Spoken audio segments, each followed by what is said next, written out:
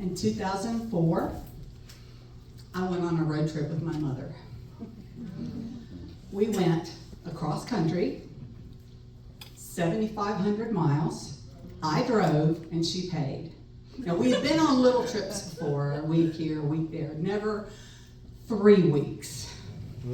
So there are 3 stages, I figured, to this, well, 4 stages to this road trip. Stage number 1 is, oh my gosh, we're on our way, and can I really spend 3 weeks in a Toyota Camry with this woman? Stage number 2 is settling in and enjoying the ride. Stage number 3 is, hey, let's turn down that road and see where it leads. I'll talk about 4 later. So we take off. Stage 1, that was the longest stage. 2,000 miles of getting to know each other, getting used to each other, and arguing. First argument was when we're going over the Mississippi River. It's a mile-long bridge. I'm driving. Honey, you need to get over. I know, Mom. I know. We got a mile. I'm good. Honey, you really need to get over. Mom, I know what I'm doing. I can't get over. Look, I can't get over right now. Okay. No, you're going to miss the exit. Mom! I was so mad at her. I'm getting over. So I got over. Now, I'm over. Are you happy? Don't miss the exit. That was our first argument. The second was news. Every night at the motel, she would watch the news. It pissed her off. She was so mad at the news. She was mad about everything that happened in politics and stuff, and she would get so upset. And I'm like, Mom, why are you watching the news? She says, well, I have to stay informed. I said, yeah, but not all night long. I mean, we'd go to bed with the news on. It was crazy.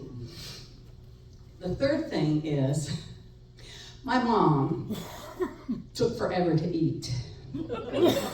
She says it's because she had a little mouth.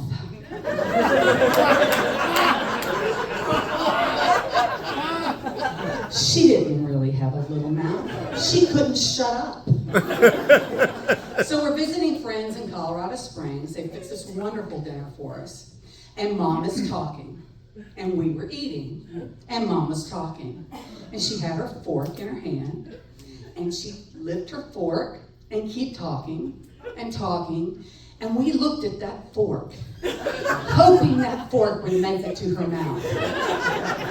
And just when you think it's going to get there, she put it down to make a point. And then she'd raise it again. We're like, I swear that food stayed on that fork for 20, 30 minutes before she put it in her mouth. It was crazy. We were finished for like 30 minutes before she even finished her meal. So those are the 3 pet peeves of our first 2,000 miles. The second part was settling in and enjoying the ride. This is the moment I realized my mother had finally relaxed, because she didn't know how to relax. We were in the car, a little Toyota Camry, and she's sitting next to me, and she has her hands like this. And she's listening to Nat King Cole, who she loved.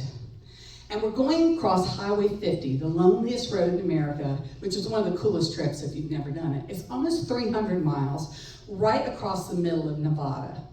You go over 17 mountain passes. It's amazing country. She's sitting there, listening to Nat King Cole, going like this to the music, looking out the window, looking up. We played a game. I wonder how many miles it is to the next mountain pass. My mother had learned to relax. From that moment on, everything was gravy.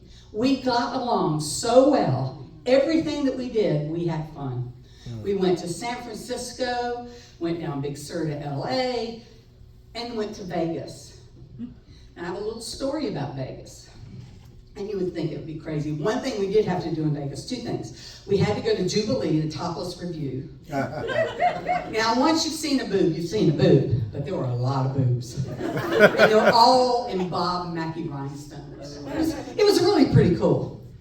The other thing that she really wanted to do was go to the Mirage Hotel and see the white tigers and lions. Siegfried and Roy had white tigers and lions, and they would loan them out, and they would stay there for a little bit. So we went to see them, and after we saw them, Mom went and sat down at this little pool, and it had a dolphin with her baby in it. And they went around and around, and I went into the gift shop. It took me a little while, and I came out and I said, Mom, how you doing? And she goes, oh, honey, this is the most beautiful thing. It's the most relaxing thing. I just love sitting here. And it made me very happy that my mother was so happy. Because my mom and I had become friends. We weren't just mother and daughter anymore. We were friends.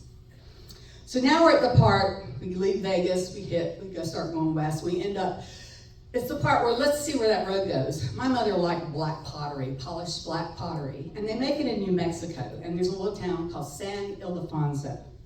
She wanted to go check it out. Well, it was May. Nobody was selling anything on the side of the roads in San Ildefonso. So we ended up in this lady's trailer, and we bought a piece of pottery out of her curio cabinet. That's how bad Mom wanted a piece of pottery. We would drive down the road and go, oh, let's check that out. Hey, look, it's Route 66. Let's drive on it. Yeah. So I have a picture of us on Route 66. It was really cool. But we did have a great time, and we ended up back in North Carolina where we met family. So now I'm going to talk about the fourth stage of the trip. And that's when we said goodbye. My mother passed away in 2012. We made a lot of road trips together. And her last wish was to have her ashes and my stepfather's ashes mixed together and scattered over the ocean. So we got a boat, and this was at Fort Macon, North Carolina. She spent a lot of time there as a child. And we got a little tour boat, and we went out, and we had rose petals, and we had her ashes. And we had Nat King Cole playing Unforgettable, and it was a beautiful moment. And when we got to the part where the ocean hits the inlet, guess what we saw next to the boat? Dolphins. It was a perfect moment. It was perfect. And we laid her to rest there with my stepfather under rose petals next to the dolphins. That was the end of my mom's trip. That was the end of our road trip. But it was a wonderful trip. And I made it with my friend, with my mother. I miss you, Mom. What a hell of a ride.